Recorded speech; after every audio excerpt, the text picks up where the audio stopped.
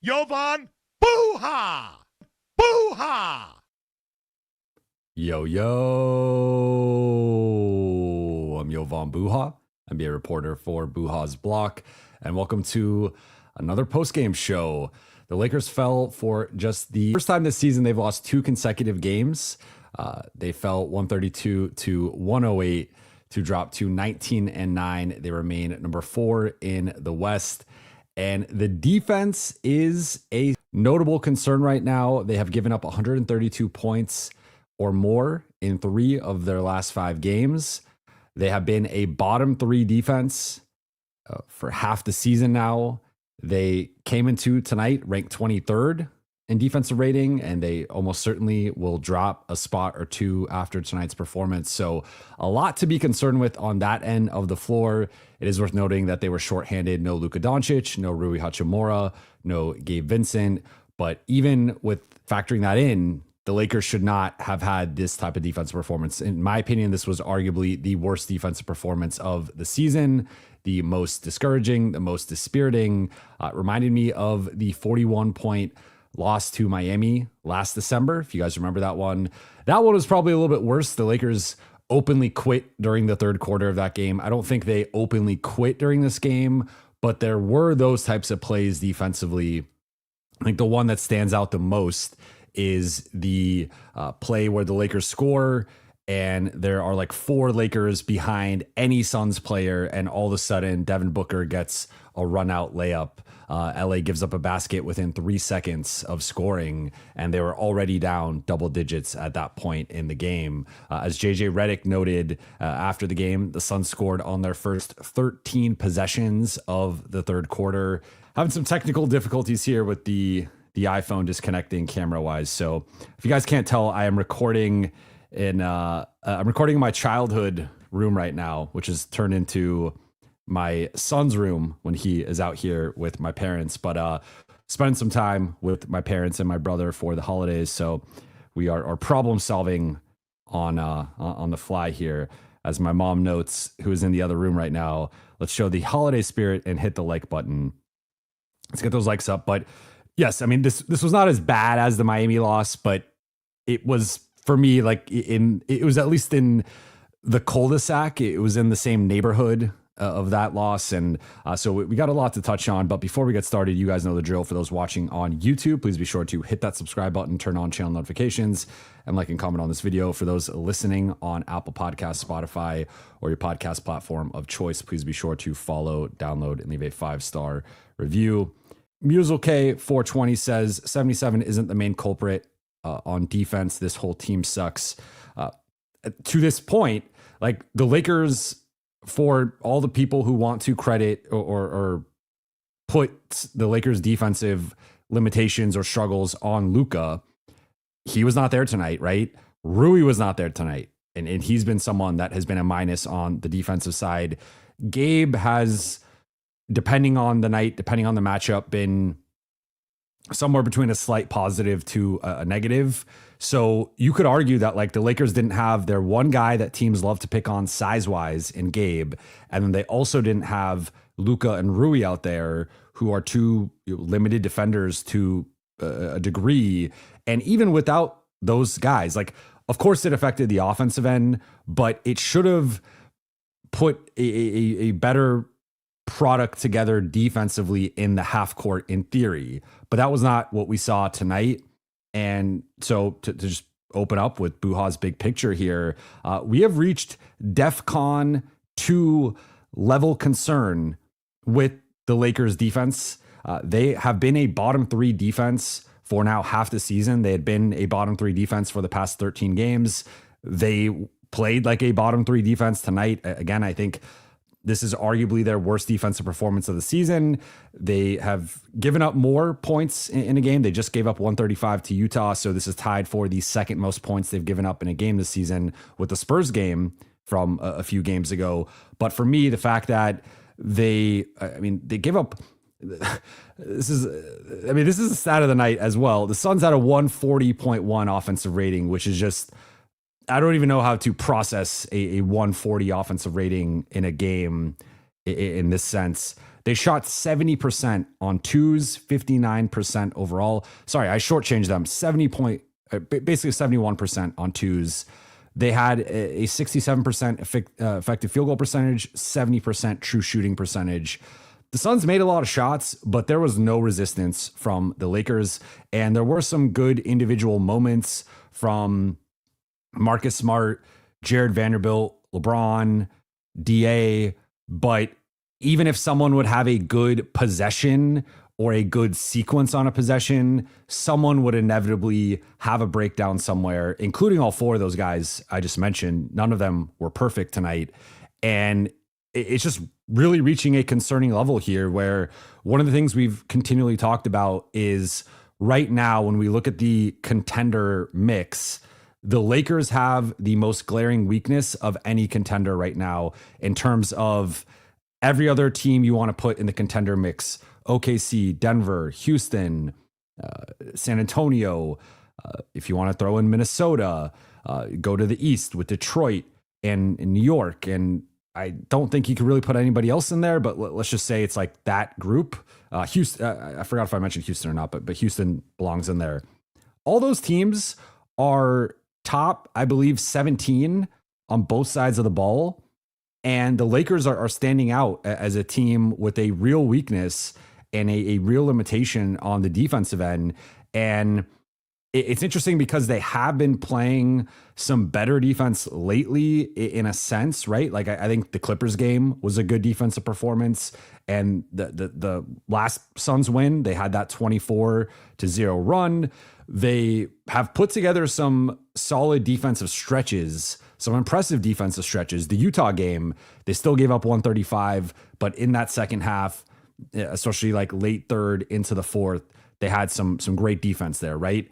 But outside of those stretches, they have been downright abysmal defensively, and it is getting to the point that I am very concerned right now. Like I don't really know how to fix this. I don't think Herb Jones fixes this. I don't think Herb Jones and Keon Ellis fixes this, because it is often like 3 or 4 players on a single possession making some type of mistake, right?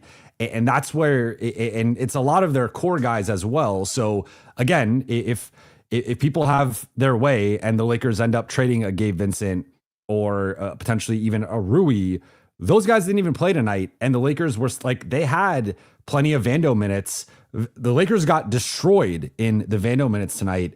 And I thought he had some good defensive individual possessions, but he also had several possessions where he botched switches or he struggled getting around screens. The Lakers were minus 28 in Vando's 20 minutes, and he had a couple turnovers. He did hit a 3, but he also had a couple possessions in the paint where he was stripped or missed a point blank attempt. So like he continues to be overall a net negative on the offensive end. And then I don't think what was that impactful defensively tonight. It's just like, I don't really know where they go or what they turn to right now. And I don't think this is going to be the level of defense they play the rest of the season, to be clear. And tonight, for example, right, if Luka plays, if Rui plays, if Gabe plays, I think the offense is better, particularly with Luka and Rui. And that sometimes, and for the Lakers especially, sometimes a great offense has been a solid to good defense for them, or they can just outscore people.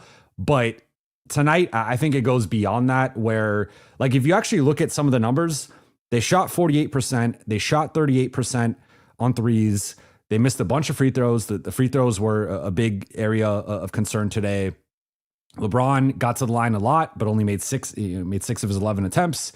They also had 17 turnovers. So anytime the Lakers turn the ball over more than like 15 times, they're in that danger zone of losing the possession battle as they lost tonight.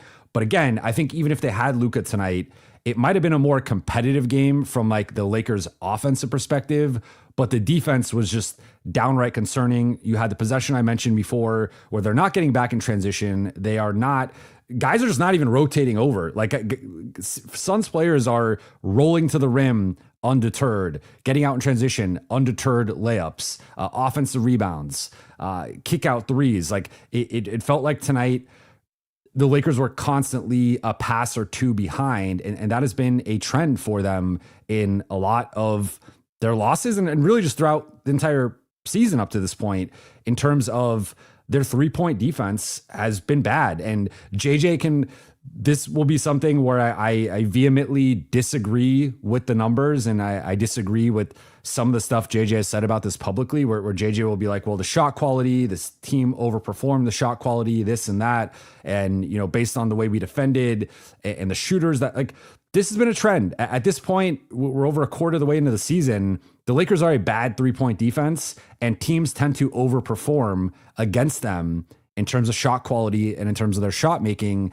And at some point, you can say it's bad luck. You can say you're winning the shot battle. You're winning the shot quality battle. But if you're losing games and losing them in the same way, that's when I think you really have to take a deeper look at what's going on here and what can we do to be better. But again, I don't have an answer, because I think we've seen they've tried to play some of the Banshees more, and the Banshees have had some recent success and they have won some games in that manner. But when they play some of these quicker, more athletic teams, which we've seen with the Suns in both of the Suns' wins, but also even in the loss, right? Like Phoenix had that giant run in the fourth quarter where they were able to speed the Lakers up and turn them over. Like the Lakers are just on one end really struggling with ball pressure. I thought Nick Smith Jr. really struggled with the ball pressure tonight. He got the start over Austin Reaves. Austin had a slow start in his return and then started to look more like himself offensively. But outside of LeBron and I think Austin, once he got into a rhythm, the Lakers just could not generate high percentage looks in the half court. And that was a major problem tonight.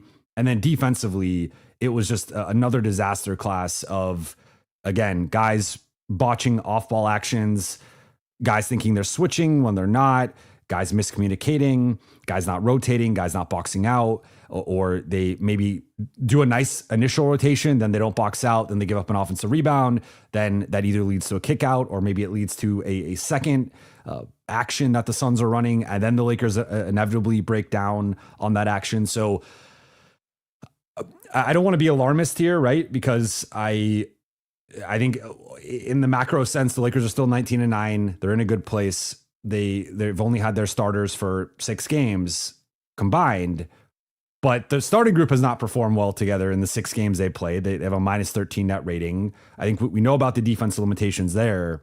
And this team has been trending in the wrong direction defensively for a while here.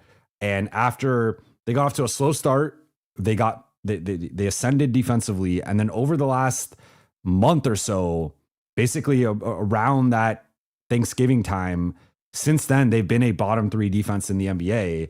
And it's becoming a big enough sample size to be a legit concern where, again, I don't think they're going to be a bottom 3 defense the rest of the season, but I think them being a bottom 10 defense is much more likely as of right now than them being a top 20 defense. And if you're a bottom 10 defense, you are probably losing in the first round unless you just have an incredible matchup where they can't guard you. So this is something that I think is really concerning right now. It is something that they're going to have to address. They had the defensive meetings, over a week ago. They had the defensive practices, and that just has not materialized in a serious way. Outside of the Clippers game overall, but they just didn't have enough offense in that game. But then, they've had some nice stretches with Utah and Phoenix, and I'm probably forgetting not San Antonio, not that game, but looking at their recent performances, I would say like Clippers for most of the game outside of the first quarter, and then Jazz and Suns more so. Like Suns in the second, like that they had that second quarter run, that they also had the third quarter, and then the Suns eventually won on the run in the fourth. The Jazz, that was more of a second half run defensively from LA. But like, again, they've had some nice moments on the defensive side, some nice stretches, but they've not been able to put together consistent, coherent performances on that end. And it's becoming an issue to the point of really being concerning at this. Like, I'm not at DEFCON level 1 yet, but I'm getting close. We're at DEFCON level 2. In terms of notable performers, there's not much to highlight, if we're being honest here, but I thought LeBron 23, 2, and 6. I'm going to touch on him with one of my takeaways, so I don't want to spoil that, but he continues to look more like himself on the offensive end. I thought he had an up and down performance on the defensive end. Jake LaRavia, 12 points, 3 offensive rebounds, hit a couple threes. DA, 12 points, 10 rebounds, and 3 steals in his return, 6 of 8 shooting. I think Mark Williams outplayed him, and this was probably the second time out of the 3 matchups that Mark Williams outplayed him, but it was relatively close.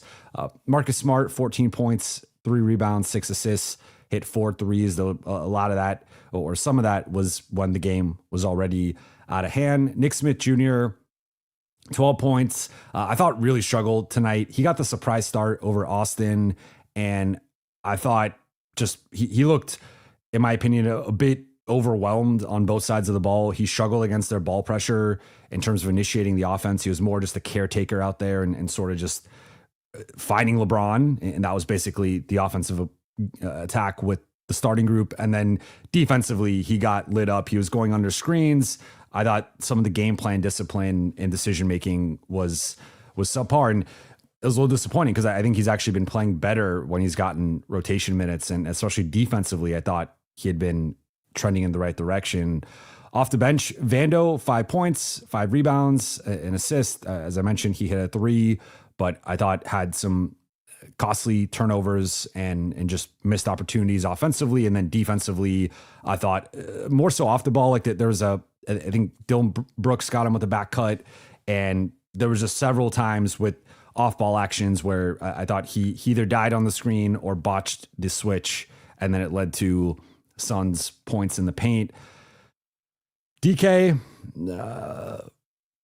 1 for 5, 3 points. Adu, I actually like the Adu minutes. He didn't come in until midway through the third quarter, but 6 points, 2 rebounds, 2 assists, and a steal, 2 for 5 shooting.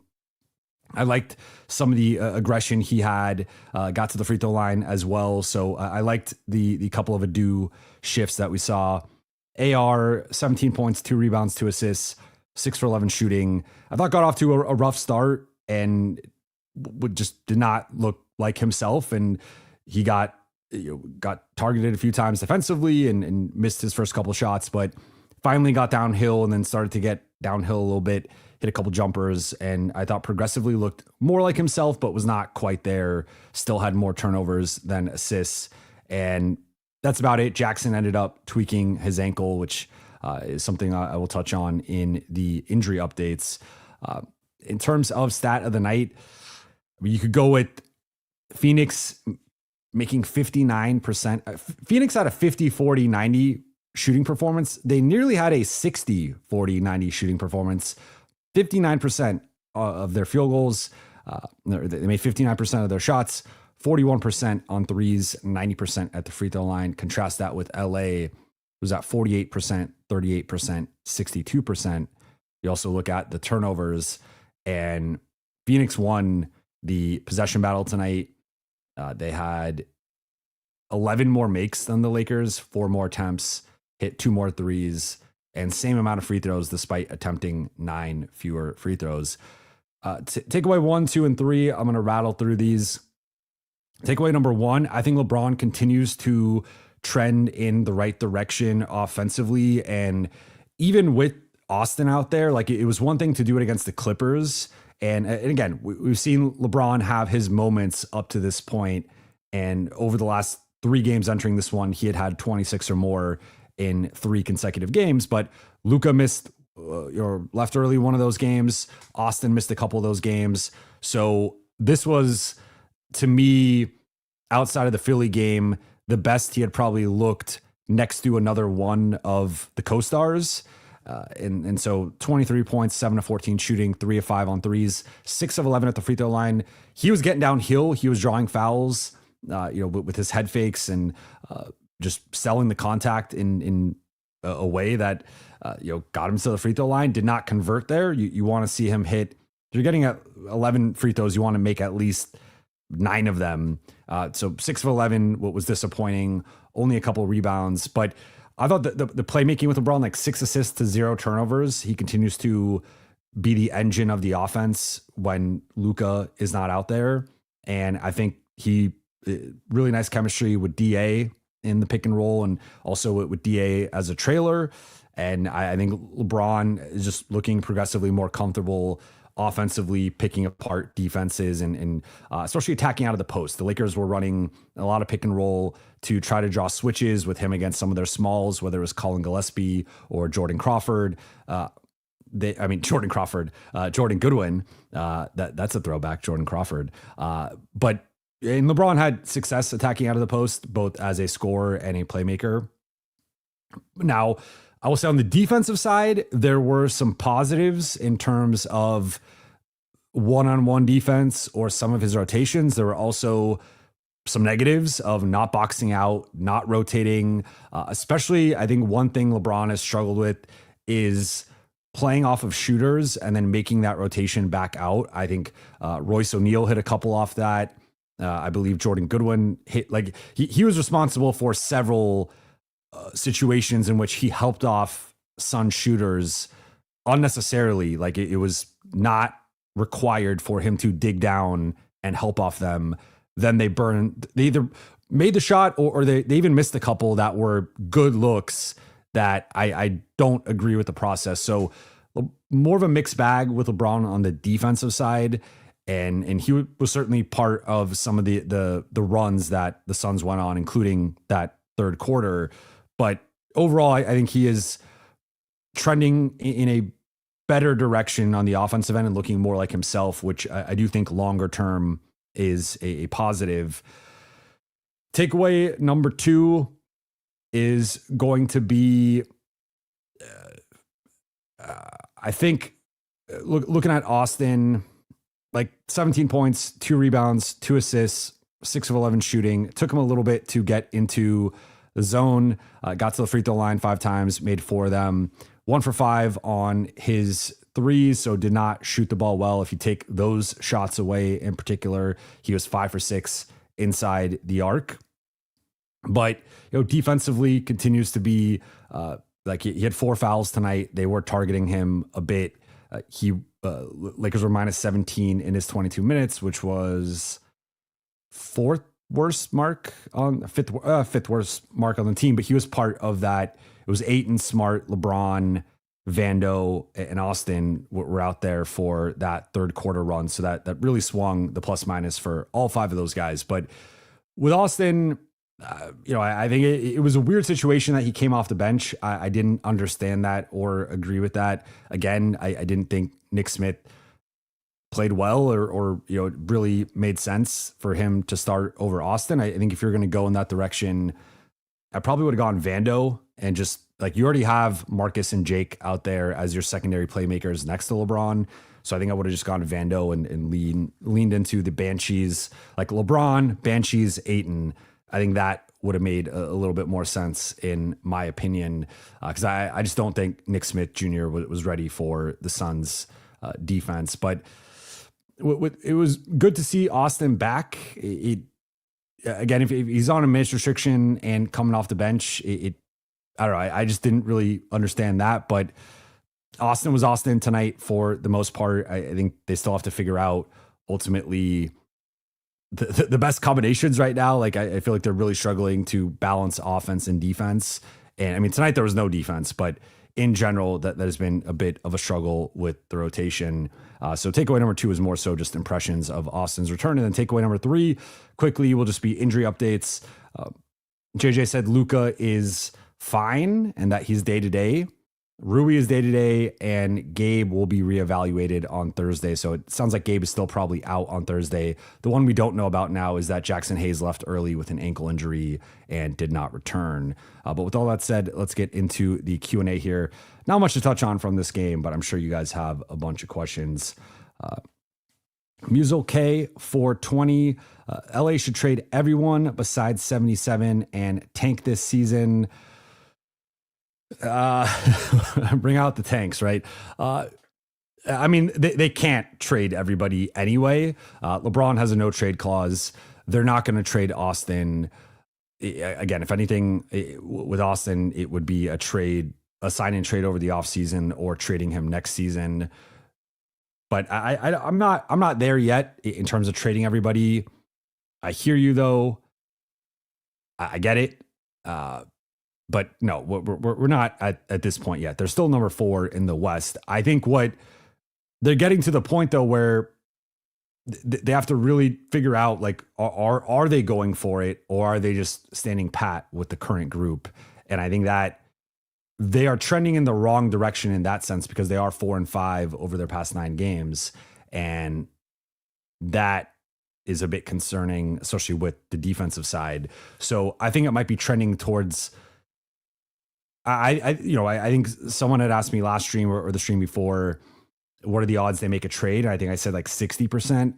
I could see that shifting closer to 50-50 or even under 50% at some point if they continue trending in the wrong direction. So I think they need to continue winning and actually beating better teams. Like after tonight's game, let's see where they're at in the standings in terms of, yeah, they're just 7-6 against teams 500 and above, which is, that's the worst mark among the top 6 other than Minnesota. So it's the 5th worst mark in the West right now among the top 6 against above 500 teams. So that has to be better. That just has to be better. Musel K 420 again. Rob better do something significant in the coming days. He has been 0 besides Luka trade, which Nico helped him out. And if 77 main dude in LA, then AR got to go.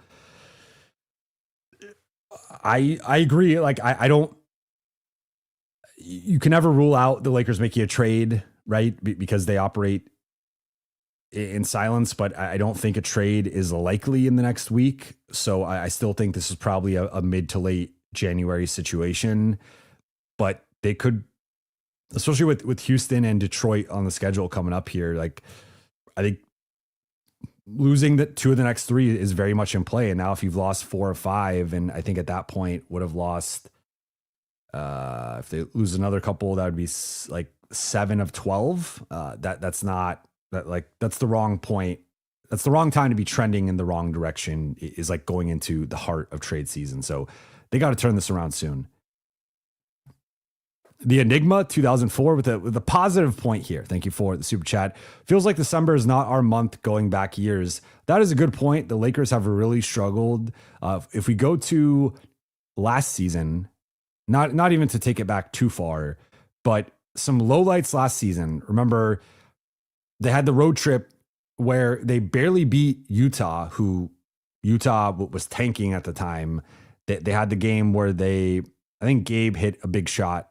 I think LeBron hit Gabe for a big shot in the 4th, if I remember correctly. Then they lost by 29 to Minnesota, 41 to Miami. That's the game I continually reference in terms of like one of the most embarrassing losses I could ever recall in LA, literally giving up in the 3rd quarter. Like, I will maintain that they actively rolled over and gave up in the 3rd quarter. Then the Trae Young shot against over AD. It was I think AD and Gabe botched that coverage. They lost to Atlanta in overtime. So they started December barely beating a tanking Utah team and then losing 3 games in heartbreaking fashion. Then they beat Portland. They lost at Minnesota. They won 3 in a row. Memphis, Sacramento, lost versus Detroit, which was right before Christmas, around the time they're going to be playing Detroit again. But at that point, we didn't know how good Detroit actually was. So that was viewed as more of a negative loss. They beat Golden State on Christmas. That was the Austin runner game. Then beat Sacramento right after Christmas. And then lost to Cleveland at the end of the year. So some quick math here. They went 7-6 in December last year. So, I mean, they were playing much better this year to enter December than they were last year. So it's not a completely 1-for-1 comparison, but fair point. Like, they have not performed well in December. Infinite Perspective says Spurs are a real threat. I agree. I think that it's I mean, the Lakers are in an interesting spot because OKC OKC specifically to San Antonio has now lost a couple times and has lost 3 of 5 overall. But OKC is still clearly the best team in the West. Denver has come back down to earth a little bit. They just lost. I watched the end of that game. They just lost in Dallas. Peyton Watson missed an uncontested corner 3 that would have won them the game. But Cam Johnson got injured in that game. They're already without Aaron Gordon and Christian Brown. So the injuries are starting to mount up for Denver. And they've not played as well lately, although they've still had some blowouts. Houston has really come back down to earth in terms of losing, I think 3 times in the past week in overtime games. Their crunch time offense has been a mess, and that's a real weakness for them.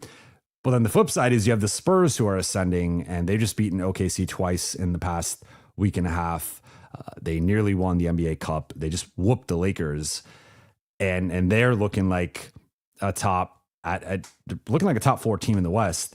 And then you also have Minnesota, who's been coming on strong lately. They just beat the Knicks, and Minnesota is like quietly getting back into that top 5, top 6 mix. And they were a little bit behind the pack for most of the season up to this point. Now they're, with Houston losing and Minnesota winning, they're now up to 5th in the West. So that top 6 is really going to come down to health and matchups and momentum. But I mean, I think you could argue the Lakers somewhere as high as 4th, somewhere as low as 6th. I think in all these teams, like, to me, OKC's 1, Denver's 2, then Houston is 3 to 6, Lakers are 4 to 6, Spurs are 3 to 5, I would say, and then Minnesota's probably 5 or 6 in my opinion. But depends how you want to do that order. Nala, thank you for the super chat. We have no ways of getting Mark Williams out of the paint, plus no lasers. Defense may be a lost cause, needs shooting, plus stretch big to maximize offense. That's a good point. And I thought, like, to be clear, I'm focusing on the defense because the offense, I don't think we can overlook how much not having Luka hurt tonight in an offensive context, right? Even with Luka not playing his best offensive basketball recently and the efficiency not quite being there with him, the Lakers are still a much better offensive team with Luka Doncic on the floor. Let's not get that twisted. So I didn't focus as much on the offense tonight just because I felt like that very much was personnel based. And we saw the drop off from, if it wasn't LeBron or Austin running the show, the drop off to Jake LaRavia, Marcus Smart, Nick Smith Jr., especially against this Suns defense, which has been one of the more impressive defenses in the league and has also, I think they mentioned it on the broadcast, like, I think it's like 8 or 9 Suns players are averaging 1+ steals per game. Like, there's a reason why they are the league leaders in turnovers forced right now. So that's a bad combination for the Lakers to be shorthanded in terms of ball handling and not having Luka really hurt in that regard. But to your point, they were not able to drag Mark Williams out of his deep drop. I mean, this is where I will ding the coaching staff a bit here. Like, it's been the same game plan from the Suns in all 3 games, and the Lakers were not ever really able to figure it out on the offensive end. Like, they had 2 blowout losses to the Suns in 2 of the 3 games, got really shellacked on both sides of the ball in both those games. Then the one game, they had a really impressive offensive performance, and they coupled that with some good defensive stretches. But then they obviously had the collapse in the fourth quarter where they nearly blew the game and basically lost the game twice, or looked to likely lose the game twice, and then ultimately won it. So they need to, like, study, like, if I'm a Lakers opponent and I'm in the playoffs or even just coming up and I'm scouting the Lakers, like, I'm looking at the Suns film and I am applying that, and we are seeing teams start to apply some of these things more and more. And if you can stay out of rotation against the Lakers and not give up some of the paint points, that's where you can really stymie their offense, because they are so paint dependent right now. Like, the Lakers are dependent on shots at the rim mid-range shots and free throws. They are not a high volume 3-point shooting team. They're not a high volume 3-point making team. So if you can stay home relatively with the shooters and also wall off the rim and the paint to some degree, and then not send them to the free throw line, you're in a really good spot against the Lakers. So that's where I think Phoenix has done an awesome job with that. I've been really impressed with Mark Williams in the matchups against the Lakers. Like I think DeAndre is a better fit offensively and is a more skilled, talented, gifted finisher. And that's been reflected by his true shooting percentage. And he can stretch the floor, obviously inside the arc, but like he's just so dynamic and dangerous in that like 8 to 16 foot range to a degree that Mark Williams is not. However, Mark Williams' defense has been something that's really stood out in these matchups and just anytime I watch Phoenix. And I do think he's at a different level than DeAndre Ayton in terms of his overall size, his rim protection, his ability to just take up space. That was something that when I did my Mark Williams film breakdown going back to last season after the trade, I highlighted was like, yes, this guy isn't the most fleet of foot and he doesn't have the dynamic nature to switch out onto guys or to really corral people on the perimeter.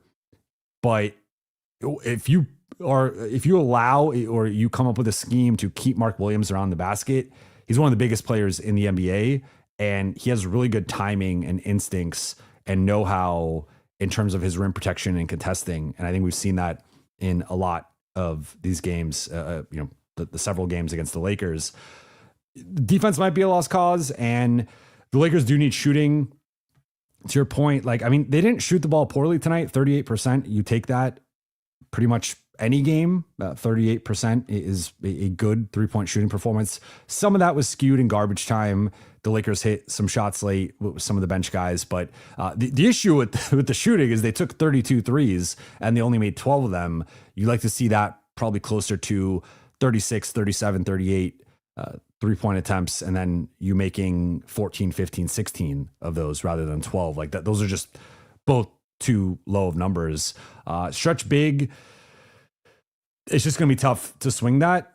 And maybe this could be something where they go a little bit smaller and start spamming Rui pick and pops or LeBron pick and pops. But LeBron has not shot the ball. He shot the ball better recently. He's not fully back to being the 40+% catch and shoot guy he's been the last couple of years. But yeah, I mean, I don't know how they solve the stretch big issue unless it's really remaking the offense. Chuck Dangler, aka Fang Charlie, Brate, outlook for Houston and Sacramento games. Glad to see you with the fam at this time, though. Hope Lakers play better. Still need your email reply, though. I will get back to you. Probably will be after Christmas, but I will get back to you at some point later in the week. Appreciate the super chat. Outlook for the Houston game, to be completely honest, is I am concerned, I think, with the way that the Lakers have been playing lately. Now, Houston's not playing as well lately, so it might be two struggling teams colliding, and the Lakers will be at home, which I think will help. Also, you got Christmas, the national TV stage. I think a big factor here, as reductive as it sounds, is does Luka play or not? If Luka plays, I think the Lakers have a real shot to win that game, and I would even maybe make them slight favorites.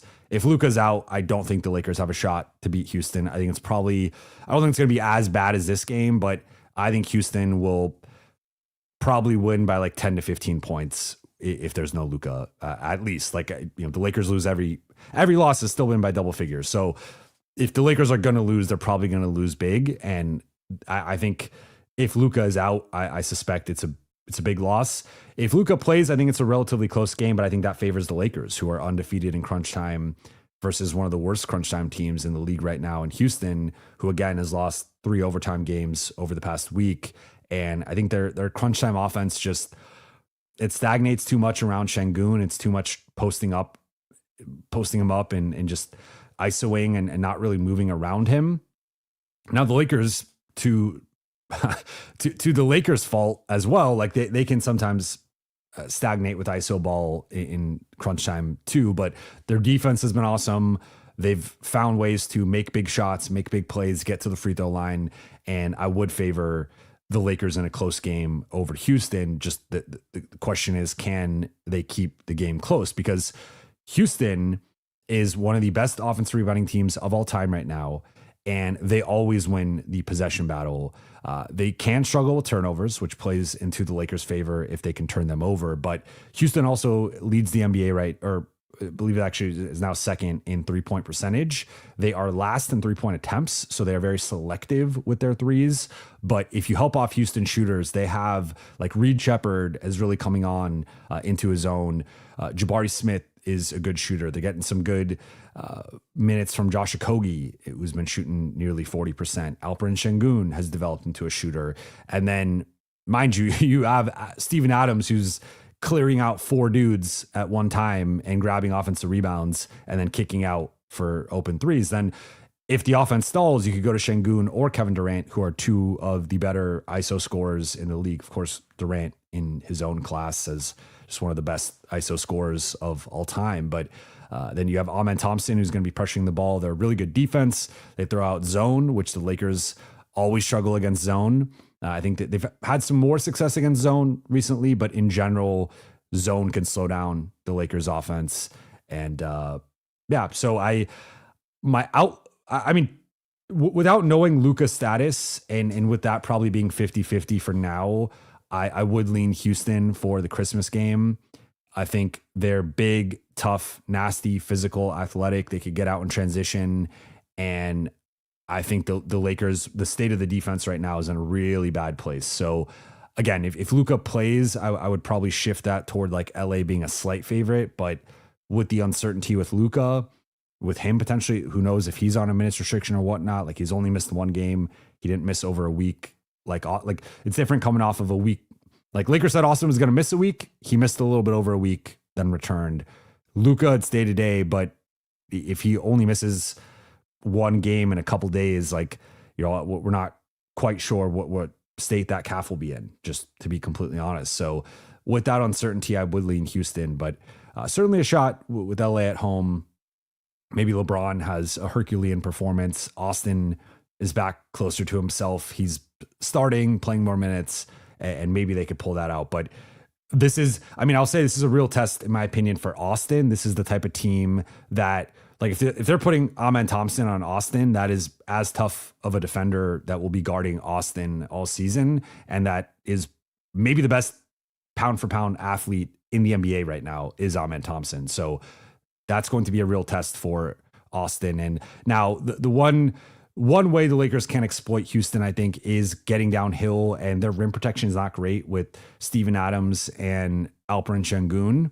Those guys are not really good defensive rebounders, but it is similar to, say, like Denver with Jokic, where if you can get downhill against them, you can score. The thing is, they're so long and athletic that with their zone and with their shifts defensively, they're typically walling you off and preventing you from getting there. So could also be another game where either the Lakers exploit them at the rim or it's a big mid-range game and maybe the Lakers just kill them with mid-range jumpers. But Houston they're probably going to win the rebounding battle.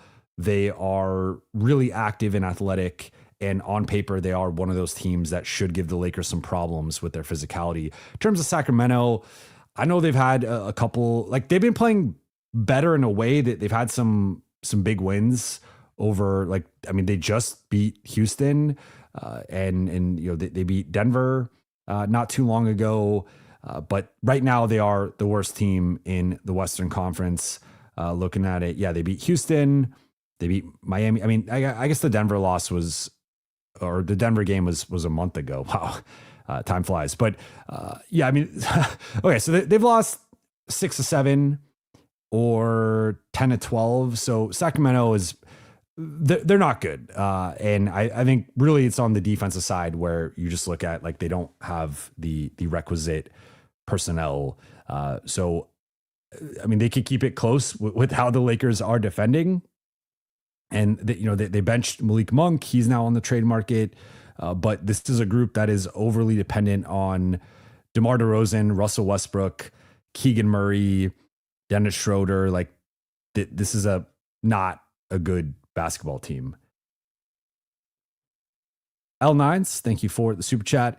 Rob got 5 years, by the way. Great squad building. I understand there's going to be a lot on the roster right now, and I totally get it. I think I want to be fair and like not overreact in either direction. I think the proper reaction though is if we even go back to the offseason and some of the conversations we were having on here, one of the things we looked at was like they don't really have two-way players. And there was can Jake LaRavia, like I've said it, Jake LaRavia is probably on paper their best two-way player. Marcus Smart is in that conversation. Rui Hachimura in certain matchups, I think, can be in that conversation more so when he's playing big rather than playing wing or playing down. Like I think his post defense against some bigs, that's where you get the two-way performance from Rui. Then Vando, he's hit some threes more recently, but he's still catching, finishing, dribbling. Those are real concerns with him. So I think Vando's still clearly limited on that end. And then you get to the stars and like they can have good defensive stretches, but overall trend more toward being liabilities. I mean, I guess like DeAndre Ayton and Jackson Hayes might actually be their like two best two-way guys right now. But the problem is those are centers. And when we're talking two-way guys, it's more so in the context of wings and perimeter players or basically 1 through 4. I think there's an assumption that like your 5 ideally should have a certain level offensively and defensively, which Ayton and Jackson check those boxes. But to this point, this is not revisionist history. Like this has been something we've been talking about for years. This is something I've been talking about since I've had this show. The Lakers have not really been able to find two-way talent. Most of their players are offensive-minded guys who can't defend or defensive-minded guys who are inconsistent offensive contributors and often minus shooters. And that imbalance, it puts a lot on, like, it's no surprise that a lot of LA's success has come from, I mean, there's certainly been some games where they've been shorthanded, and I think that there is a resilience and the culture that they've built. But a lot of it's been like, Luka has an awesome game. Austin has an awesome game. LeBron has an awesome game. It's a close game. Those guys, it's a close game for 43 minutes. Those guys are the best player on the floor for the final 5 minutes. Like it's been a lot of those types of performances. And that to me, it speaks to those players' individual greatness and the ceiling of the team, but it also speaks to, I think that the collective has been underwhelming at times. And again, I would say rather inconsistent and also just not consistently producing on both sides of the ball. So I'm not going to comment on the extension or whatnot, but I will note that I think there's a clear roster imbalance, which is a lack of two-way players and athleticism. And that has really been a trend since the 2021 team. If you look at from 2021-22 on, I don't even know off the top of my head who's like, I guess Max Christie in the 2025 or 2024-25 season, 3 months they had Max Christie. And even like he started off slow. Remember, like the first 3 weeks, he played his way out of the rotation. That version of Max Christie might be the best two-way player they've had over the past 5 years, outside of course, like LeBron and AD. Put those guys to the side. Then, I mean, DFS, I guess, is also in the conversation, though I don't think he was quite, he was more impactful actually in small ball groups than like as a wing stopper or whatever. But it's slim pickings, point being. Like they do not have a lot of two-way hits in terms of actual two-way players over the last couple of years. Ryan Lucas, thank you for the super chat. Rob's got to be on thin ice. It's a joke. No excuses. I do not think he's on thin ice, and I'm not making any excuses here. I thought, I listened to part of Dave McMenamin's appearance, on Alan Sliwa's show, and I thought, I don't think this got aggregated or mentioned anywhere, at least that I saw, but he said that Alan asked him about Rob's job and job security. And that was part of why I was just curious what was going to say, or if he was going to report anything. And he said that he had heard it was actually more so like in the pre-Luka trade time, that was when the sale had started to be discussed, and that there was some pressure to improve the team and maybe improve their valuation. And that was ultimately when Rob pulled the trigger and did the Luka trade. But after that point, and after getting the extension, that there's not the same level of pressure or scrutiny on him, and that he actually expects Rob to be the GM for the next 5 years. That he said, Rob, Jeannie, and he was like, Jeannie's going to be the governor for the next 5 years. Rob, Jeannie, and JJ are going to be together for the next 5 years. So taking that at face value for what he said, like I just don't think Rob, I mean, I've been saying I don't see any scenario in which he's not here at least into next season. And then next season, I mean, it depends how this season goes. It depends what he does next summer. I think there's a lot TBD, but Dave said he's going to be here in the next 5 years. So if we take that at face value, then that's obviously a long time. Before we get into the next super chat from Harry Chinani, going to take a quick break for the sponsor of today's show, Mint Mobile. Shout out to Mint. We will be right back.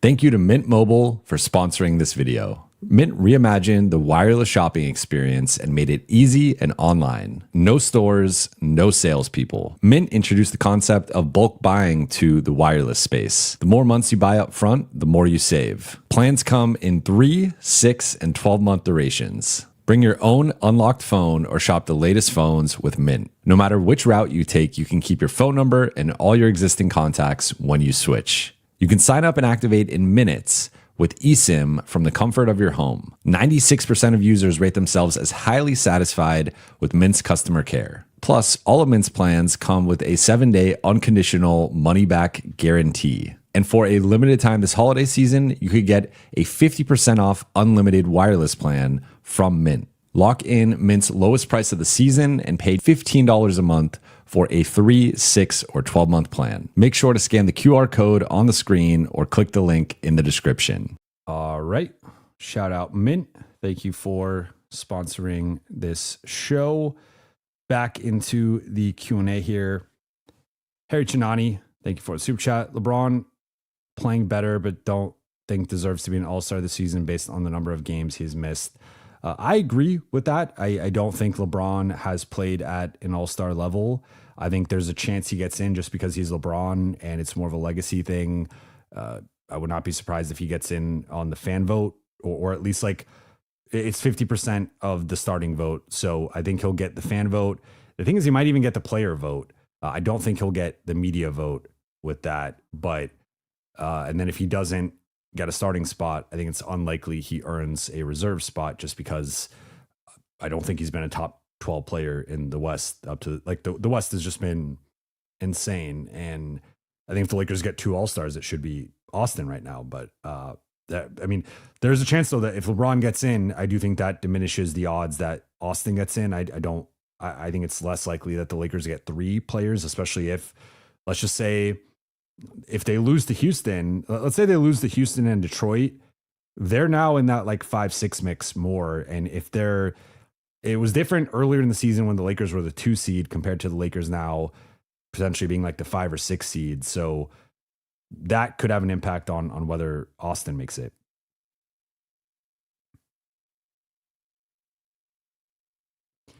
Connor Phillips, on a scale of 1 to 10, how big of an impact do you think the Lakers think letting Caruso walk has had on the NBA? I'd say 10 personally. Cost the Lakers dearly and pushed OKC over the top.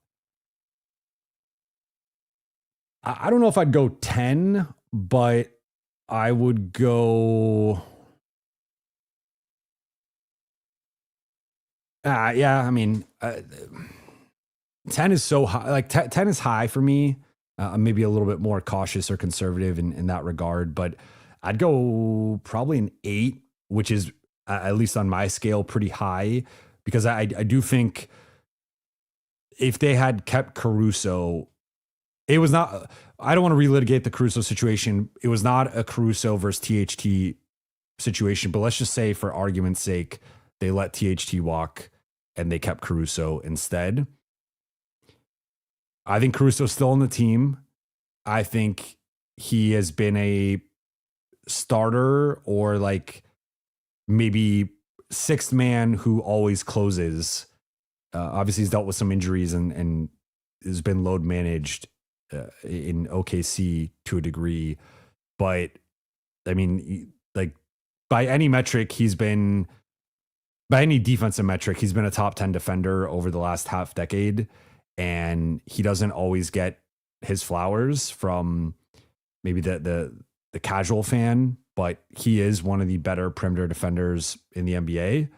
And we saw like that performance he had against Jokic in game 7 was special and probably won OKC that game. It was one of the best I think it's like 2020 Dwight and 2025 Caruso, and then maybe the specific tandem of Towns and Gobert against Jokic in 2024. Like those are the three best performances I've seen against Jokic in like real games, real stakes. And Caruso obviously is 6'4", doing that compared to Dwight at 6'9", 6'10", and then the 2 7-footers in Minnesota. So it's just special what he has been able to do and the player he's grown into. As for the OKC part of it, I do like that was the thing that I think people were discounting with OKC last season in terms of like going into the year. My pick was OKC over Boston in the finals, and that was close to a chalk pick. I think a lot of people had Boston winning it, but had like some variation of that. But I just thought adding Caruso and Hartenstein were like the two exact things that OKC needed, and that would just propel them over the top if they could stay healthy, which they were able to. So yeah, I think it's probably an 8, which is very high. Again, like I think he was a big part in them making the finals, sort of toiled away in Chicago and was this hidden gem in Chicago in terms of like he was still an all defense candidate, but he was the guy that clearly needed to be in a better situation to like, he's more of I think he's a guy who plays even better in a winning situation on a winning team. And I think we've seen that in LA and then also in OKC. So yeah, I'd probably give it an 8, which for me is very high.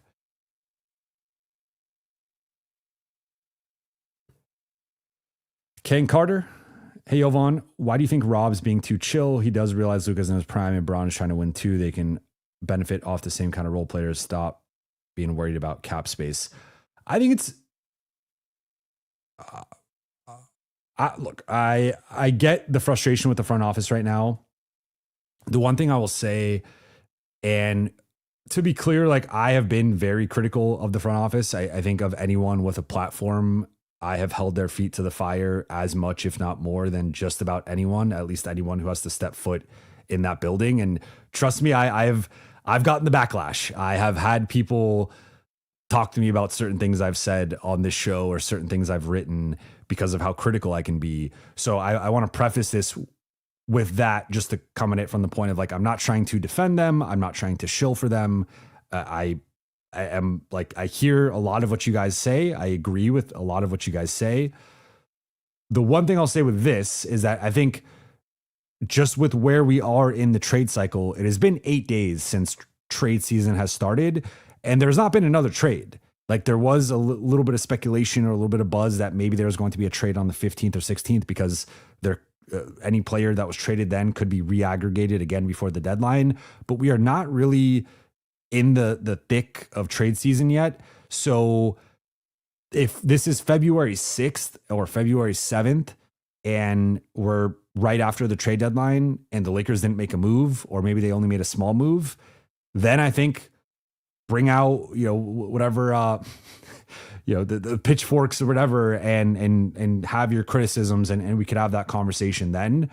I think it's way too premature to be like, they're not making a move or they wasted the season, or like, we're not there yet, right? Like the Lakers have 6 weeks to do something. Let's see where things go in the next 6 weeks. I don't want to have I don't want to have the premature funeral right now, and then they end up pulling a rabbit out of the hat, and all of a sudden we're like, hey, the Lakers are back, or the Lakers are in a different situation because they found a way to get Herb Jones, or there's a different guy that we did not know was available, that the Lakers, they find their version of a Mark Williams in terms of a guy that wasn't suspected to be on the market that actually is on the market, or I guess Luka, but I don't think they're going to find another Luka necessarily. So I hear the skepticism. I understand it. And if they do not make a move and they don't put anything on the table in a serious way in terms of trying to upgrade the roster, I will get on here and we will have that conversation and I will agree with everyone. But I don't think we're there quite yet. Madison, Jovan, what are the chances all these injuries come around December 15th? Players don't want to be traded. I don't think so. Like Luka and Austin are not being traded. So those injuries I don't think are, like, I would not factor those guys in. Rui and Gabe, I guess technically could be in the mix. I mean, Gabe for sure. Rui, not as much, but technically it's possible that Rui's traded. I could see that. Ayton is not going to be traded. So like, I would say, like, looking at the injuries that they've had, I don't like, Maxey has dealt with some back stuff, but that's been all season. Looking at the guys who are most likely to be traded, as I've said several times before, are Gabe, Maxey, and Dalton in some order. Only one of those guys has been injured during this rash of injuries that the team's been going through. So I don't think that, like, there's maybe some correlation, but I don't know that I would put causation on that, if that makes sense. And also, to be honest, I think the time to, if you were going to fake an injury, I think the time to fake an injury would be like the second half of January, not right now. Because again, teams aren't really looking to make trades right now. And even a team like New Orleans, like, one of the things we've discussed, right, has been, I think in general, the three guys who in theory make the most sense to potentially trade are, or to potentially trade for, if you're the Lakers, like 3-and-D type guys, positive two-way wings, are Herb Jones, Dylan Brooks, and Andrew Wiggins. Now, Andrew Wiggins and Dylan Brooks had really good starts to the season, both individually and with their teams. Miami has come back down to earth. I mean, they had a good start, then they struggled, then they started playing well again. Now they're struggling again. Lost 3 in a row, 2-8 over their past 10 games. They're 15-15, 8 seed in the East right now. I don't think they're in serious danger of dropping out of the play-in, but if you're 8, 9, 10 in the East, like, what are you really doing? With Phoenix, they're right there. I mean, there is a bit of a gap between the top 6 and Phoenix at number 7, but Phoenix does have some space right now over Golden State, over Memphis, over Portland. They, to me, are a lock to be a play-in team as long as they don't tear down the roster. And it really is just a matter of, can they stave off Golden State and maintain that 7 seed? I mean, as things stand, they will likely have to play Golden State in the 7-8, regardless of if they have home court advantage in that or not. But that would be a nice season, a nice outcome for Phoenix to be the 7 seed. But then you look at New Orleans, and going into tonight's game, that they lost tonight, but New Orleans had won 5 in a row, and New Orleans has no incentive to tank because they don't own their own pick, because they traded it in the Derek Queen trade. So looking at New Orleans, like, if any team right now, they are 4.5 games back of the 10 seed, which is more than it sounds, but hey, maybe they can put together some sort of run here late. Like, I mean, Dallas is surging. I think Dallas, they just beat Denver tonight. Dallas, I think, is going to get in that mix with Memphis and Portland for like the 9-10. But maybe New Orleans goes on a little bit of a run here and they make a push for it. And then Herb Jones isn't available. Andrew Wiggins isn't available, and Dylan Brooks isn't available. And if those 3 guys aren't available, I don't see a guy worth even entertaining the first round pick right now. And I don't even know if I see a guy who's really a starting level player that's available right now, at least to our knowledge with the current trade market. So that's its own, like, aside here. But point being, I think we're still like a month away from the actual heart of trade season. And if you see a few of these guys get injured then, with like minor stuff, okay, maybe you could put the tinfoil hat on, but I think right now it's too premature. Mo Love, how much would trading Rui and picks impact the ability to go after talent next summer? Depends on who you're trading Rui and the picks for. I mean, LA could only trade one first round pick, so if it's Rui and a pick, if it's an expiring contract, it's not affecting anything. If they've got additional money, then it is impacting your financial situation, depending on what happens with LeBron and depending on what happens with Rui. I mean, not Rui, DA. If LeBron retires or LeBron leaves, now all of a sudden the Lakers are cap space players. Depending on what happens with DA, and one thing to note, the Lakers, I believe, don't have early bird rights or don't have full bird rights on DA. So they can offer him a raise, but to actually give him a bigger contract, 18 plus, 20 plus, 22 plus contract, if they so choose, they're going to have to use cap space. So that's another factor here with DeAndre Ayton DeAndre Ayton has outplayed his contract. DeAndre Ayton is going to opt out. DeAndre Ayton is going to get paid next summer. At a minimum, I think it would be if let's just say things go south with the Lakers and they don't want to keep him, they don't view him as a long-term fit. I think at a minimum, he will opt out and get the non-taxpayer MLE from someone. Realistically, though, I think he's playing his way into like that at least 20 million range, if not potentially higher. Again, there's 2/3 of the season left. So let's see how that progresses and let's see how he performs in the playoffs. But let's just say he's getting 22 million, for example, that's going to have to come out of the Lakers cap space. So that's going to have to be another factor that, depending on the order of operations.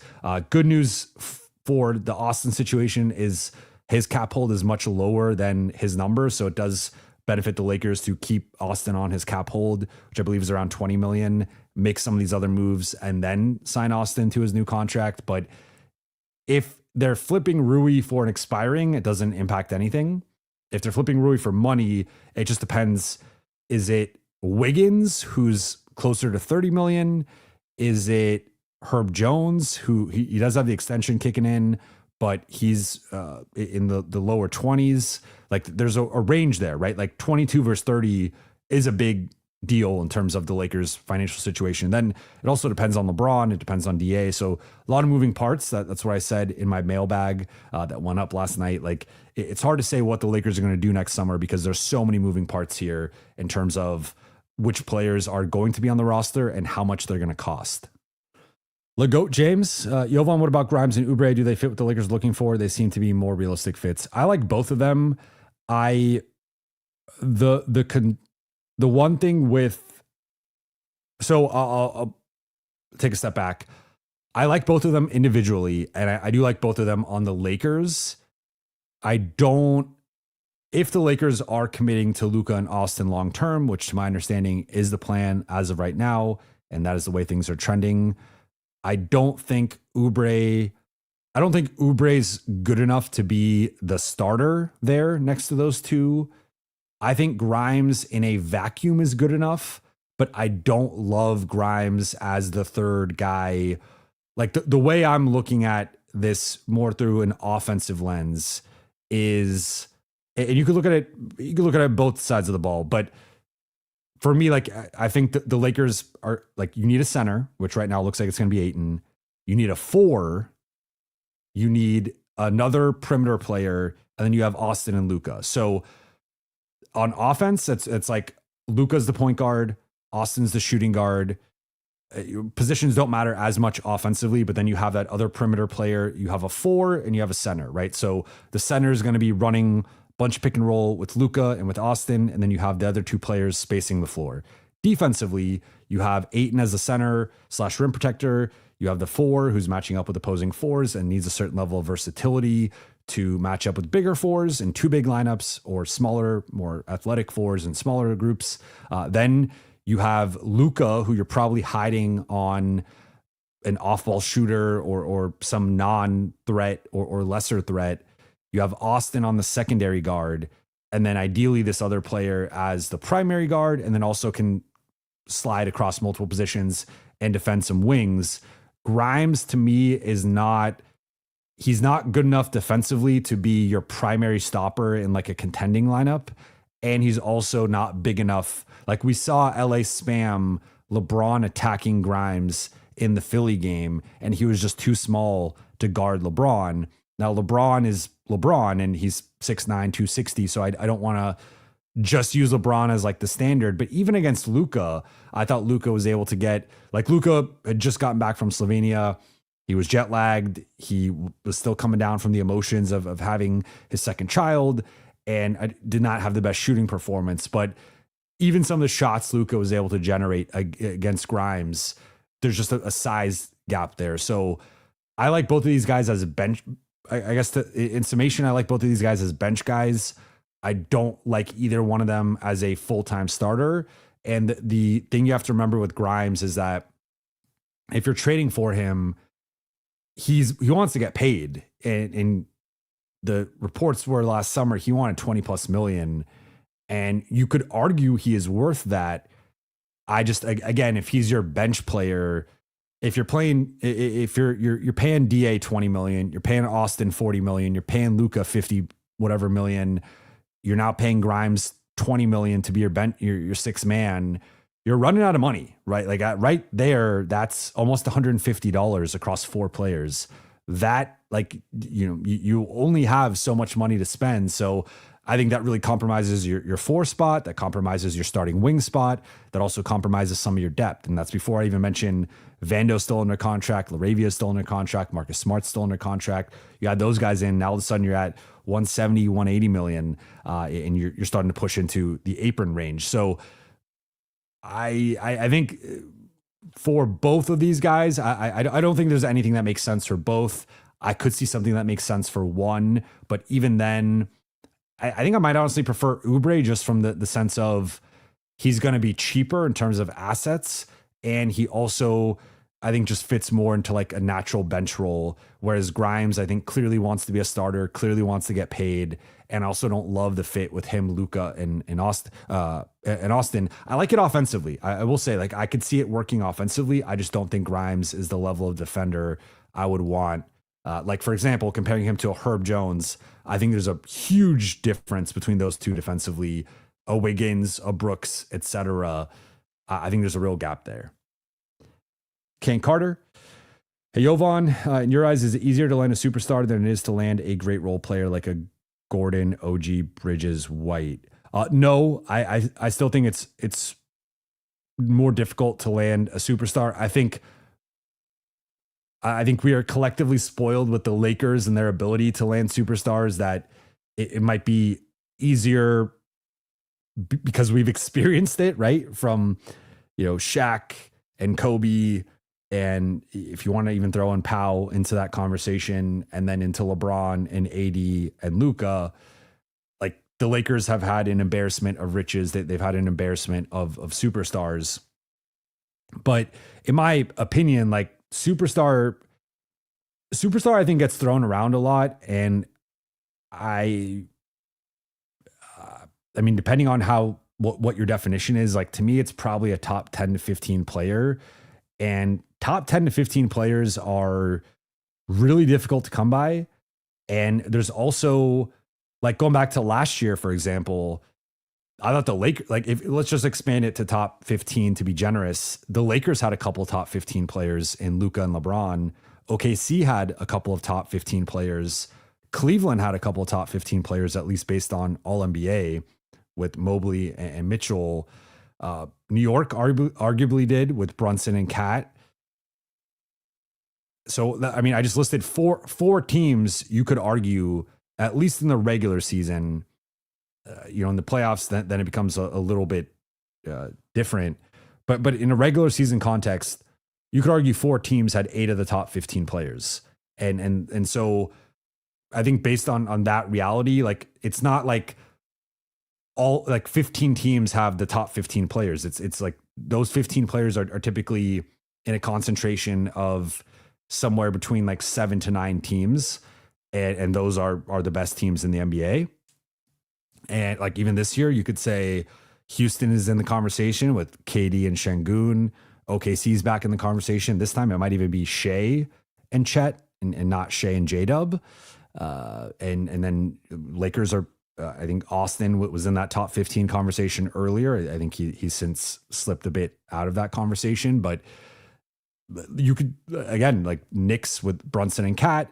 Cavs, I don't think are quite there. I think Mobley slipped a little bit this season, but point being, like, it's hard to get a top 10, 15 guy. And I think that's the standard you need to win a championship. I do think these guys are important. And for those who listen to my mailbag episode, these are the Alfreds that I referenced. And some of these guys I think are actually kind of in between an Alfred and a Robin, where like Aaron Gordon, OG Anunoby, Mikal Bridges, Derek White, they're almost like better than an Alfred, but not quite at Robin level. So I was calling them super Alfreds, right? Like Alfred in a bat suit. That might be the more appropriate way to describe those guys. Those guys are hard to find too. I'm not discounting that. I'm fully acknowledging those guys are hard to find in terms of two-way studs who can take on the primary defensive assignment, but also sometimes give you all-star level production offensively. Maybe not every night, maybe not super consistently, but they do give you a baseline level of like 15, 17, 19, even 20 plus points a night. That's a very valuable player. But I don't even think you have a shot to win a title if you don't have a top 15 guy and probably even a top 10 guy. Like that's ultimately where I keep coming back to. For as bad as the Lakers can play sometimes, as bad as the defense can be, they still have one of those dudes in Luka. And as long as you have that caliber of player, you have a shot. Now, you might not have a big shot. And I think right now the Lakers are trending toward not having a big shot with the current roster and the current play. But like, take, for example, Orlando. Orlando's playing better than the Lakers right now. The Lakers have a better chance to win the championship than Orlando because Orlando does not have that dude, at least right now. I like Paolo. I like Franz. I don't think either of them is a top 15 player. And because of that, that limits Orlando's ceiling in a playoff context. So I think it's harder to find the superstar. Catching up here, going to go about 10 more minutes to the hour and a half mark. Mac Roblox, thank you for the super chat. How is the Lakers defense tonight out of 10? And how is Marcus Vanderbilt and Jake's defense? Would you trade Connect and a first for Keon Ellis? All right, we got 3 questions here. Lakers defense tonight was a -1 out of 10. In all seriousness, I mean, I'd give it a 1 out of 10. If you wanted to maybe be generous, give it a 2, but they gave up a 60. I mean, all right, you can't control whether a team makes free throws, so I'm going to exclude the 90% free throw shooting, but they basically gave up a 60-40 shooting percentage. And I do not think this was a case of hot shooting. Like, sure, Colin Gillespie in the second half hit a couple of contested pull-up threes, but they were not getting back in transition. They were not rotating. They were not boxing out. It was just an up and down disaster class. So I would give them a 1 out of 10 on the defensive end. And again, if you really wanted to be generous, you could give them a 2, but it's a 1 or a 2 and nothing higher. Marcus, Vando, and Jake's defense, if we want to, are we, you want like 1 out of 10? I'd give Marcus like a 6.5 or 7. I'd probably give Jake a 6.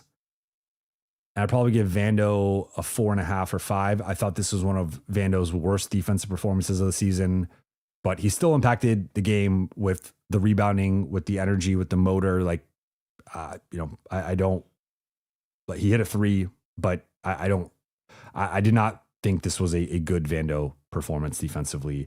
So collectively with that trio, maybe let's just say, we'll be generous and give it like a 6 collectively, but from your 3 best defenders, at least like current available defenders that are in the rotation, yeah, that's not good enough. I don't think I would trade Dalton in a first for Keon Ellis, and it has nothing to do with Dalton. That has everything to do with the first, and also to a lesser degree, Keon Ellis. I just think it has to be a certain caliber of player to give up the first. I would one thing that wouldn't probably be popular with a lot of people that I've already talked about before, like I would be open to trading Adu. I would consider like Adu and a second for Keon Ellis because I think Keon Ellis is likely going to be better than Adu for at least the next 2 to 3 seasons. But, and between Dalton and Adu, I'd obviously rather trade Dalton. I think that there's not even it's no competition there, no comparison. Clearly, Dalton is the guy you'd rather get off of. I am with every passing game. I mean, you guys heard my notable performance breakdown. I'm growing less and less confident in Dalton and his NBA future, but I think I don't know if Keon Ellis is actually worth a first.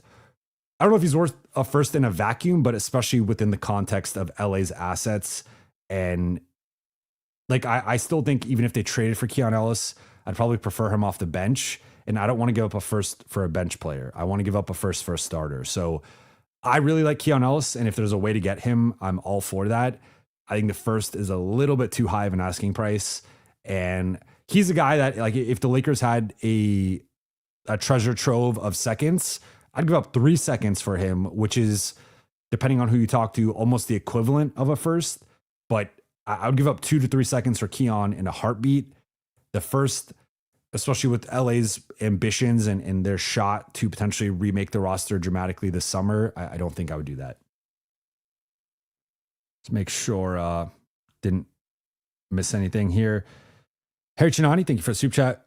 What do you think of trading for Jeremy Sohan? I think in general, I think it's tough to trade with other contenders.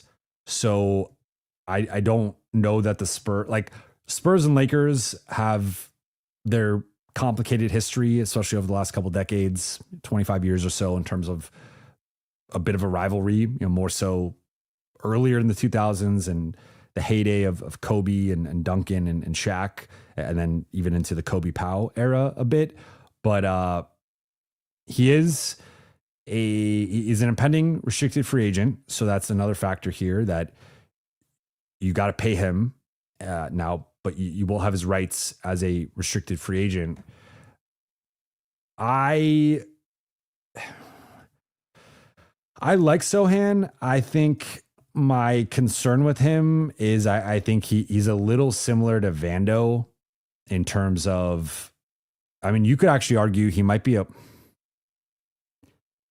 know if I want to say he's a worse shooter than Vando, but he's a very similar level shooter to Vando. And he, to me, is kind of suffers from the same thing of, he's a 5 on offense who's like a 3.5, 4 defensively. I think he does scale up against bigs a little bit more naturally than Vando does. And Vando's more of a wing defender and like guard defender. But I don't think those two guys should play together, for example. I think Sohan is very limited offensively. He's another guy with the catching and the shooting and the finishing that I just don't really trust, similar to Vando. As a younger like Vando replacement, maybe that's interesting, but he's making $7 million this year. So it's also tough for LA to salary match for him because at some point, after I believe January 19th, LA can take on, they have a little bit more flexibility with their cap situation, but right now they are pushing up against the first apron and have to be careful with the type of move they make. So it gets a little tough. Like, for example, I mean, you could give up Gabe or Maxey, but I don't know San Antonio's cap situation off the top of my head. And I don't know if they would necessarily, I don't think they need Gabe. And I mean, maybe Maxey, I guess. But like Dalton wouldn't really make sense, for example, is more so my point of there's too big of a gap there between them financially. And then if you're San Antonio, does that really make, they don't need Gabe. They have enough guard play between Fox, Harper, Castle, Vassell. They got the guards. So I don't really know why it would make, what would make sense for San Antonio. I also don't think San Antonio would want to help the Lakers at all. And I also have some concerns about Sohan's fit in general, especially next to Vando. Tali Khalifa says the Lakers to Memphis pipeline needs to be studied. It does. It does need to be studied. Elmongi, how about Dennis? I assume you're talking about Dennis Schroeder. If it's for Gabe, like, sure, he is making more money, so you're taking on longer term money. I think the bigger thing for me, I know people really want LA to add like a scoring guard, and I get that. I just think you have to be careful what you wish for. And if we are assessing LA's needs, I think they have at least two, like, I think they need a starting, like the fifth starter, and then they also need another wing probably off the bench. And then we could get into, hey, do you want like a more defensive minded, like bulky, different look at center? Or hey, do you want another scoring guard or whatever off the bench? I think they need like 2 3-and-D players probably added into rotation to get closer to a more balanced rotation. Then we can talk about the other needs. If they don't get those 2 players, sure, adding Dennis, I think he's better than Gabe, but I don't think he's strictly a point guard defender. He's not, maybe can guard certain twos in certain matchups, but primarily a point guard defender, which can help. LA's point of attack defense has been shaky, but I don't think Dennis Schroeder's transforming your defense, especially when it's been as bad as it's been on the wings and with the rotations and whatnot. So I think first and foremost, it has to be the starting 3-and-D guy, then another 3-and-D guy. Then we could get into a scoring guard or another point guard or whatever. But I think there are 2 clear needs ahead of that. Ken Carter, hey, Jovan, what do you think about biased player fans and debates? Do you find them annoying? Were you ever one? And does bias ever come in to your reporting, positive or negative? I guess if we're talking about like stan culture, I get it. I think people have shifted more toward being fans of players rather than being fans of teams. And I'm not going to tell people how to be a fan. If you're a fan of LeBron, but not a fan of the Lakers, or you're a fan of Luka, but not the Lakers, so be it. Like I'm not, I think life is too short to get into, like, I don't really believe in fan rules. I think if you want to be a fan of Team X and then you want to switch to being Team Y, or player X and then you switch to player Y, I'm not going to tell you how to be a fan. That's not my place. Like everyone, I believe in freedom to decide however you want to be a fan. I think the only thing with this is my only issue is when people try to come off as being unbiased, but it's clear they're being biased. Like if you're biased and you have, player X FC is your name, then I think that you can still be unbiased, actually, depending on how you're presenting your analysis. But if you're vehemently only defending a certain player, and any criticism you take as hating or any criticism you don't agree with, then that's okay, as long as you're admitting that you are biased to some degree. But the only time I have an issue with it is when people are very clearly biased, but then they try to pass it off as rational and unbiased analysis. That's when I have a little bit of an issue with it. But I don't have an issue with their decision. Like, again, decision making. If you want to be a player first fan or a team first, or you want a team hop, player hop, whatever, like that's your prerogative. More power to you. In terms of my bias, I would say never in reporting, because I take reporting very seriously, and anytime I've reported something, I'm trying to do that as objectively and honestly and as unbiased as possible.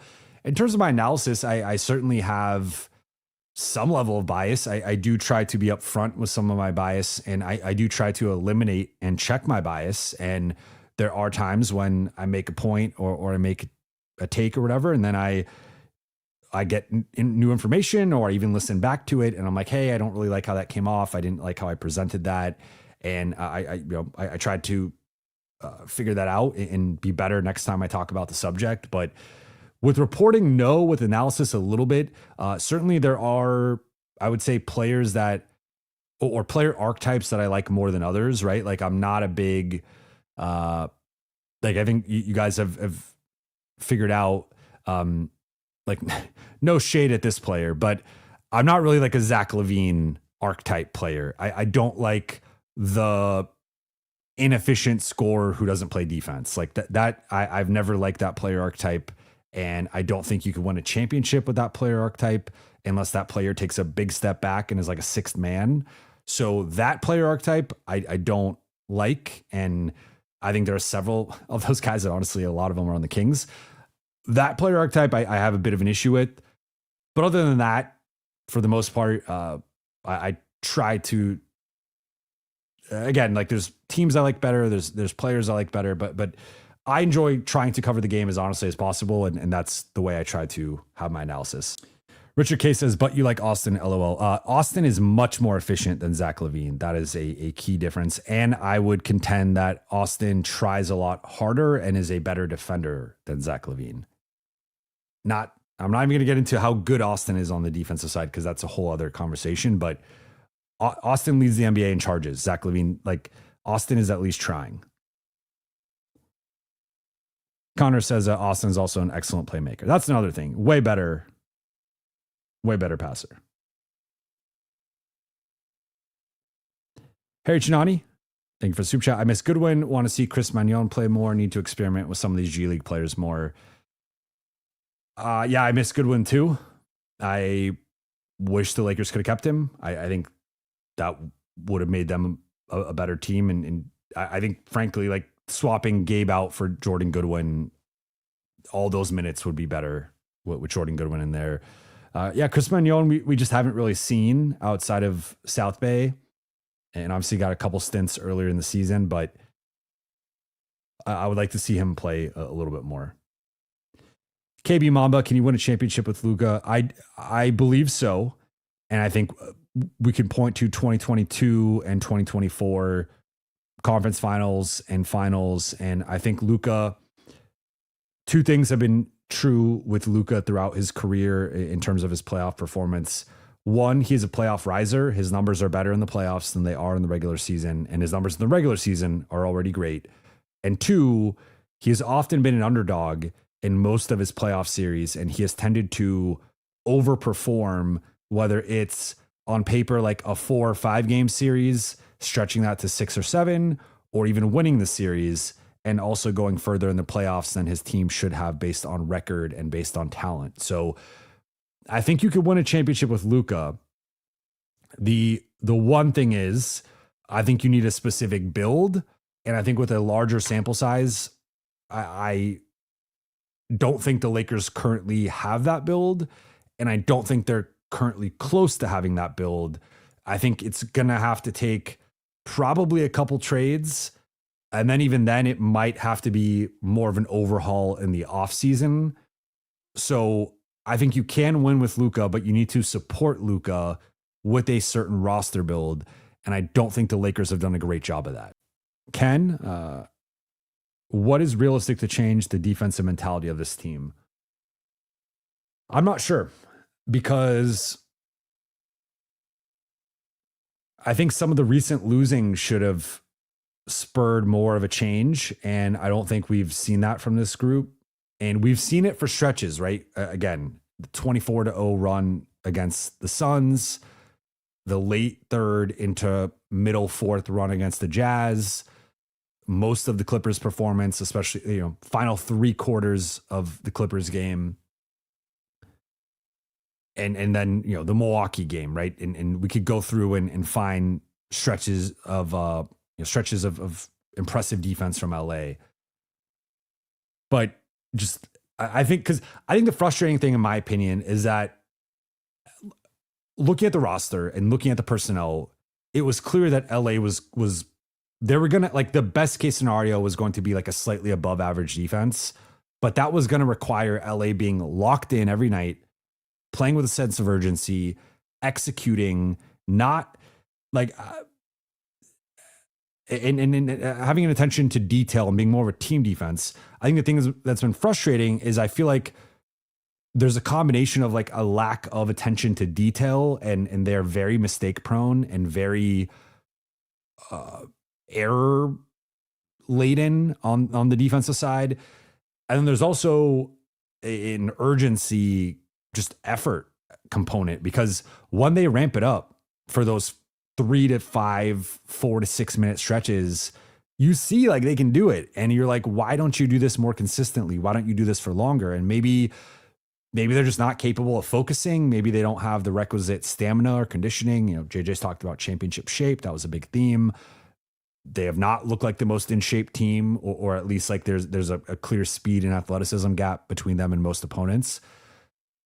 But I don't have a great answer. Like I'm pretty stumped, to be honest. Like I think I forgot, I think Nala said it earlier. Like the writing might just be on the wall with the defense is just really bad, and they have to get over that with great offense. But if you're a great offensive team and a bad defensive team, you're gonna lose at some point. Like you're not winning a title that way. So see, I missed a super chat. Sorry, Nala. Speaking of Nala, here's Nala. Thank you for the super chat. Wiggs would maximize this team's potential if Rob doesn't go all in. He doesn't believe in Braun, Luka, Austin fit, Chance LeBron, ass out. I agree with you on Wiggins. I think that the question with Wiggins is, what is your confidence level of him longer term? Because he still has, 2 more years left? Is it 1 more year or 2 more? It might be, I think it's actually only 1 more year. I'm just going to double check that. I feel like I look at so many contracts that it becomes different. Yeah, he's got 1 more year left, player option 30.1. So he'll opt into that, as he should. I agree to an extent in terms of the only, I think I made this point before. I think a strong counter to going all in or making a potential trade with the first is knowing you have a chance to do something bigger this offseason and doing your due diligence to figure out what that is, and having the confidence and ultimately the gumption to stand pat and then make that move in the offseason when you have 2 or 3 picks.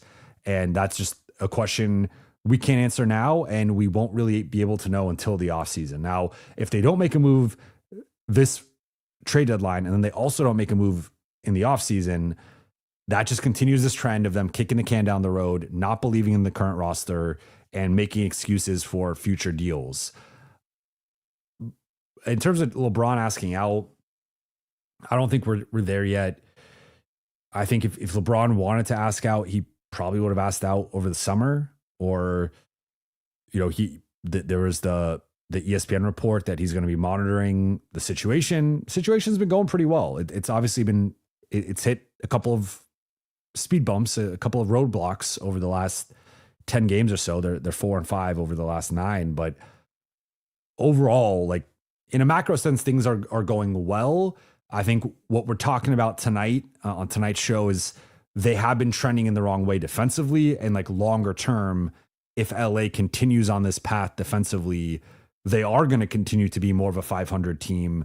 And if you're more of a 500 team from this point on, you are going to slip in the standings and end up maybe as the 6th seed, or even if things continue to spiral, maybe even in the play-in. So that's where LA's got to be careful. But for now, things have obviously, from a results perspective, been solid.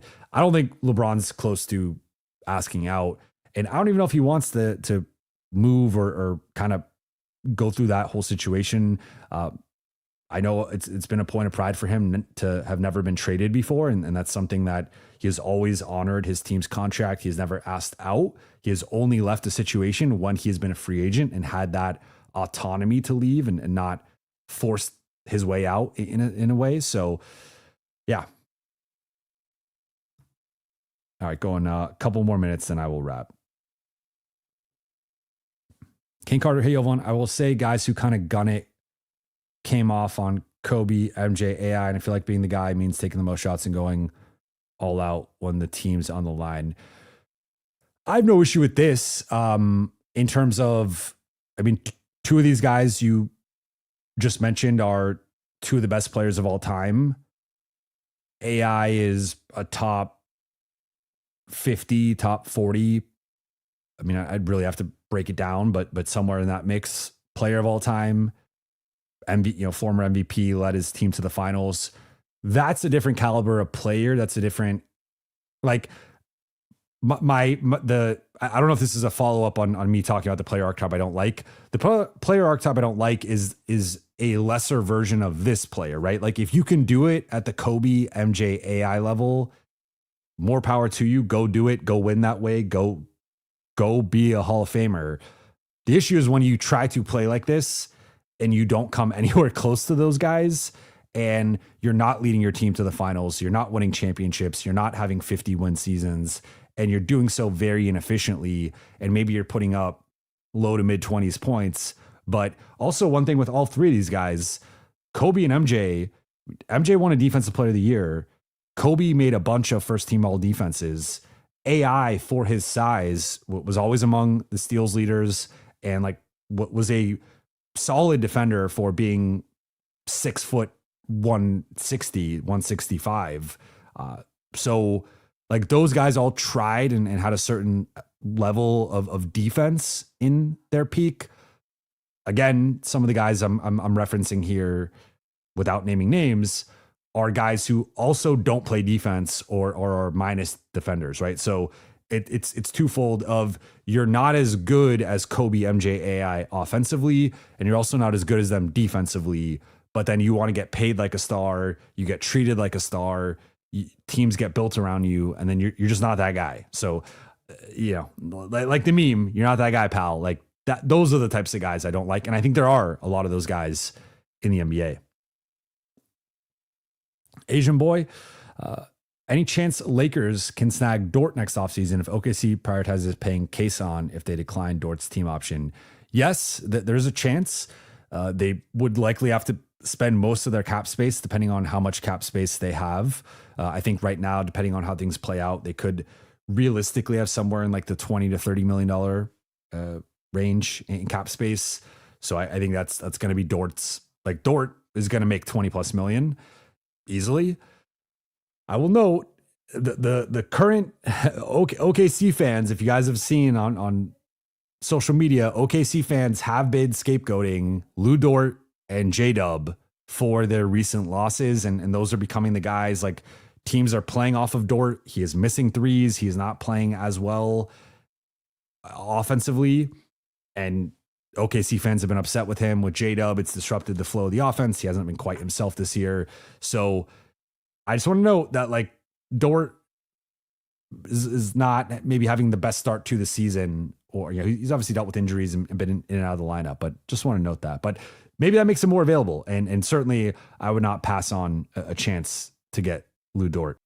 Where's the balance? Can we get Jalen Williams? I assume you're talking about J-Dub and not the center. I think the center is much more realistic in terms of potentially just being a casualty of their cap situation. J-Dub, I don't think the Lakers have any shot at. And I mean, okay, any shot is harsh, but right now he's either the number 2 or number 3 most important player for OKC moving forward. Now, do maybe things go in a different direction and AJ Mitchell or Kason Wallace makes him a little bit more expendable? Maybe, but I mean, J-Dub was a top 15 guy last year. He's not been that level this year, but he was incredible for them in the playoffs. And I think, people have been comparing him and Shea to like MJ and Scotty and like that tandem. And I don't think they're getting rid of J-Dub. Michael D, thank you for the super chat. Rough JJ Presser, also members only live one. That's been on my to-do list to plan a members only live. So thank you for bringing that up. And I've been thinking about either a members only live or maybe a members only mailbag where it ends up being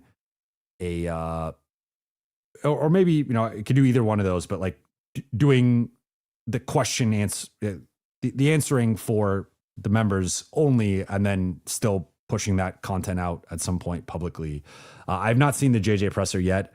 I'm in my parents' home. So I went, just got set up and went live, 15, 20 minutes after the buzzer, but I will now check out the JJ Presser after I wrap here, but appreciate it, Michael, and appreciate you all. I'm going to wrap here. Thank you so much for rocking with me for nearly 2 hours. Apologies for some of the technical difficulties in the beginning. I'll go back and edit some of that stuff out. But just want to say quickly, Merry Christmas, Happy Holidays. I'm not sure when I'm going to be back yet. It is either going to be late Christmas night or at some point, probably early afternoon on Friday.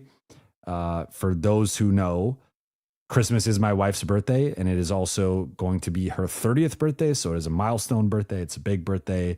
So we will be celebrating. I will be not going to the game for the first time in forever, but it is for, it's her birthday. It's her 30th birthday, and I'm not going to miss that. So I will be watching the game, and we will be spending the day with her family. And then I'm going to push to go live late Christmas night, but it might be like an 11:30 live. Otherwise, we're doing Lakers Collective Friday morning at 10, and then I would probably go 11:30 or 12, like right after Lakers Collective, go live with my thoughts on the game. But appreciate you all. Thank you so much. I hope you all have a great rest of the week with your loved ones. I will be back again Thursday or Friday, but Merry Christmas. Big game for the Lakers, big barometer game, big measuring stick game against the Rockets, who to me are still, despite their recent struggles, probably the third best team in the West, at least been the third best team up to this point. They play a certain style that will test the Lakers. So we'll see if Luka's back. We'll see if Austin's still on a minutes restriction. Those situations will play a big factor in how competitive LA is ultimately able to be. But if those guys can play, if Luka's back, Austin's at full strength, or no longer on a minutes restriction, this is a real test. And to me, right up there with the OKC game, a little bit below that one, but below the OKC game and like right there with the Spurs game in terms of just seeing where the Lakers are at against the best in the West. But again, appreciate you all. Merry Christmas. Shout out to the late night festive gang, as Michael D says here. And I hope you all enjoy your time with your loved ones, your friends, your family. And I will talk to you all in somewhere between 2 to 3 days.